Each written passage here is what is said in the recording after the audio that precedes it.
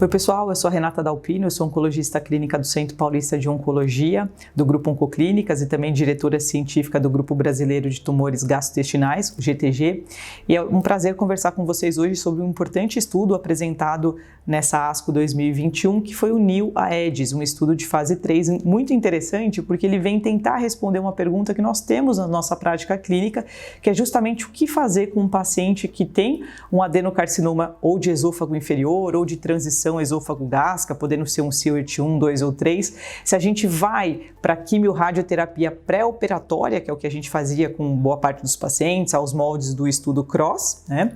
Ou se a gente iria para quimioterapia perioperatória, como antigamente a gente fazia com o esquema MEDIC e mais recentemente com o esquema FLOT. Então, esse foi um estudo de fase 3, que inicialmente ele foi desenhado para tentar mostrar a superioridade do esquema CROSS versus o esquema MEDIC e depois o esquema FLOT, porém no meio do caminho a gente vai ver que isso foi mudado, né, depois ele se tornou então um estudo de não inferioridade, tentando mostrar a não inferioridade da quimioterapia perioperatória em relação à quimiorradioterapia neoadjuvante. Então, esse estudo foi um estudo conduzido basicamente na Europa e randomizou esses pacientes com tumores de esôfago ou de transição, tinham que ser T2 ou T3 e o N podia ser positivo ou negativo, e esses pacientes então eram randomizados para fazer o esquema do MEDIC perioperatório no começo e depois foi trocado para o FLOT com a apresentação dos estudos, versus fazer quimiorradioterapia com carboplatina e paclitaxel aos moldes do estudo CROSS.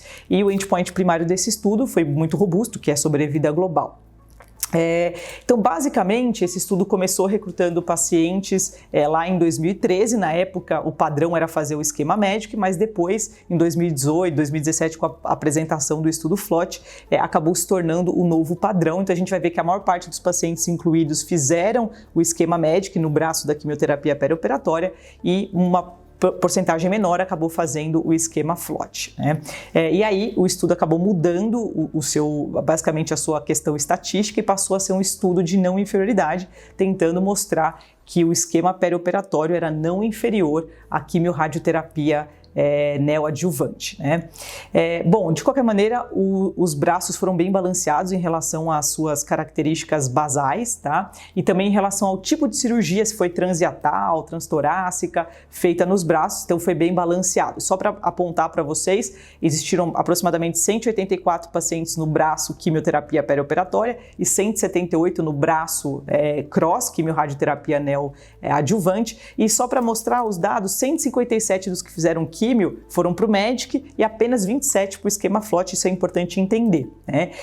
E basicamente o que ele mostrou no esquema que fez químio perioperatória foi mais ou menos os números que a gente está habituado. Apenas 42% dos pacientes conseguiram completar o total de quimioterapia estipulado, é um dado que a gente já tinha de estudos anteriores. E quando a gente vai para um endpoint interessante, que não foi o endpoint primário, mas sim o quanto esses pacientes responderam ao tratamento em relação à taxa de resposta patológica, o grau de regressão e também as margens, né, R0, R1, R2, o que a gente vê é que o braço que recebeu a quimiorradioterapia neoadjuvante, ou seja, o esquema CROSS, eles tiveram uma maior proporção de downstage, então eles tiveram maior proporção de N0 do que os pacientes que fizeram quimio perioperatória.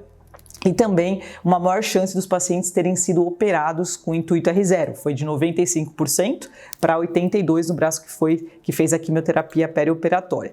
E um outro dado que eles avaliaram foi o grau de regressão tumoral, avaliado pelo TRG, e que ele vai de 1 a 5. 1 é o cara que teve resposta patológica completa e 5 é o cara que não teve nenhuma regressão, sendo que a gente chama de boa resposta os pacientes que são 1 ou 2. 1 é o que teve resposta patológica completa e o 2 que teve uma major response quase completa. E também houve uma diferença, o grupo que recebeu a quimio-rádio pré-operatória foi melhor do que o braço que fez apenas a quimioterapia, seja ela o MEDIC ou o FLOT.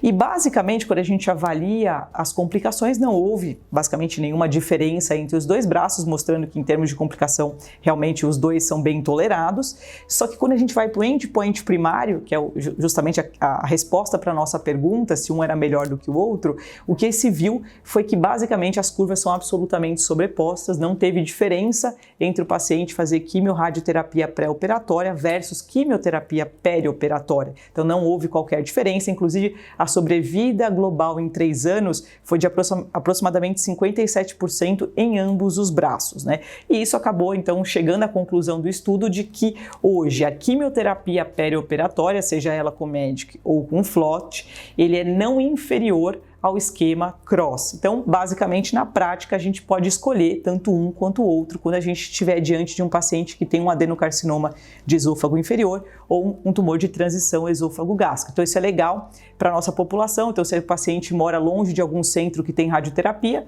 é legal porque a gente sabe que oferecer a quimioterapia é não inferior. E, por outro lado, também, não há nenhum detrimento ao paciente oferecer quimiorradioterapia em detrimento da quimioterapia perioperatória. Ou seja, a gente pode escolher. Então eu gostei bastante desse estudo porque ele veio responder a essa pergunta que nós tínhamos na nossa prática clínica. Muito obrigada.